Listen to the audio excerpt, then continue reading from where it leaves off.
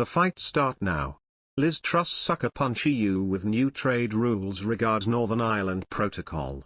The EU was tipped for a full-blown trade war with the UK after a pre-Christmas impasse, according to an academic paper. Since the UK left the 27-member trading bloc last year, several issues have remained to be ironed out between both sides. One of the largest sticking points is the part of the Brexit agreement covering Northern Ireland. Under the Northern Ireland Protocol, the EU insisted on strict customs checks on certain goods coming into the territory from Britain in order to avoid a hard border on the island of Ireland.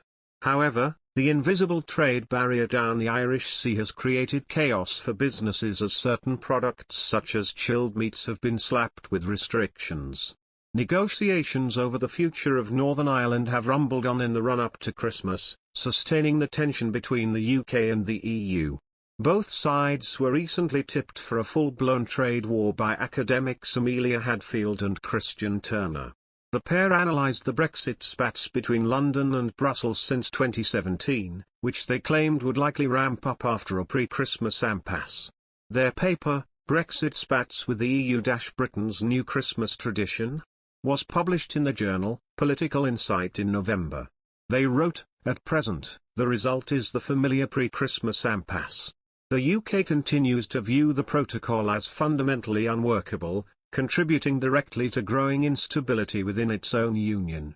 Regardless of what was signed, the consequences arising from its implementation now illustrate to the British side that the original agreement was politically unacceptable." The academics claim both sides have been close to a breakthrough in the talks to alleviate some of the trade issues concerning Northern Ireland. They highlighted how hauliers and shipping companies want a major reduction in the amount of paperwork, time and costs associated with trade flows between the territory and the rest of the UK. However, their paper also read, "Realists, however, suggest that time is running out, and that failing to nail down an agreement will provoke anything from ongoing spats to a full-blown trade war." Add to that the potential of a power vacuum arising from a collapsed Northern Irish Assembly, and the prospect of a repeat of the loyalist rioting seen in Northern Ireland in April, and the stakes become very high indeed. The UK now has a new lead voice in the Northern Ireland negotiations, Foreign Secretary Liz Truss. She will now spearhead talks with the EU after the chief Brexit negotiator Lord Frost resigned from his role last week. Just days after being handed her new brief, Ms Truss issued a stark warning to the EU over the Northern Ireland situation. She reiterated the UK's threat that it will unilaterally suspend parts of its agreement with the EU after her first call with her counterpart from the bloc, Maros Sefcovic, pictured, on Tuesday. She said, "The UK position has not changed. We need goods to flow freely between Great Britain and Northern Ireland, end the role of the ECJ, European Court of Justice, as the final arbiter of disputes between us, and resolve other issues. We must pick up the pace on talks in the new year. Our preference remains to reach an agreed solution. If this does not happen, we remain prepared to trigger Article 16 safeguards to deal with the very real problems faced in Northern Ireland and to protect the Belfast, Good Friday, Agreement in all its dimensions." Truss, 46, has been given the portfolio on top of her current role as the UK's Foreign Affairs Minister.